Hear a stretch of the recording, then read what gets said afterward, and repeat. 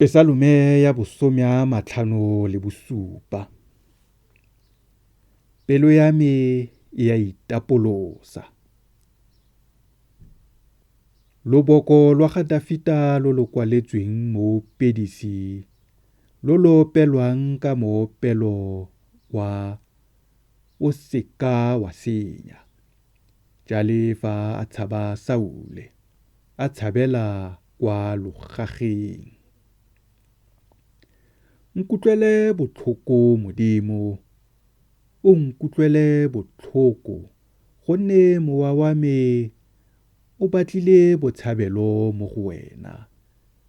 Ke tla batla botshabelo mo moriting wa diphuka tsa gago, go ya madimabe a be a fete. Ke bitsa Modimo mo godimo-dimo, Modimo o nkhutlisetsang dilo tsotlhe.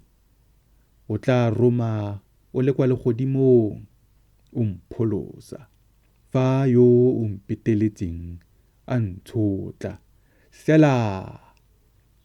Modimo o tla roma bopelotlhomogi jwa ona le boammaaruri jwa ona. Ke na le go lala mo gare ga ditau, e bong batho ba ba tukang bogale, ba meno a bona e leng marumo le metsu, ba diteme tsa bone e leng ditšhaka tse di bogale. Modimo e tsholeletse godimo ga magodimo. A kgalalelo ya gago e okame lefatshe lotlhe. Ba thaisitse dikgato tsa me ka letloa. Ba obile mowa wa me. Ba ipile le mena fa pele ga me. Ba wetse mo go lone. Sela. Pelo ya me e gomotsegile.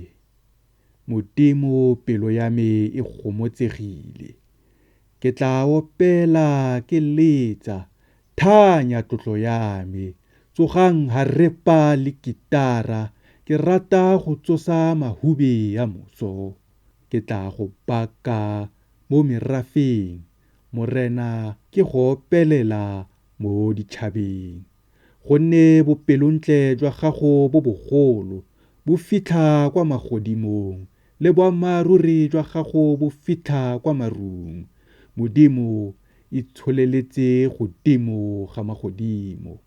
A kgalalelo ya gago yo kame lefatshe lotlhe.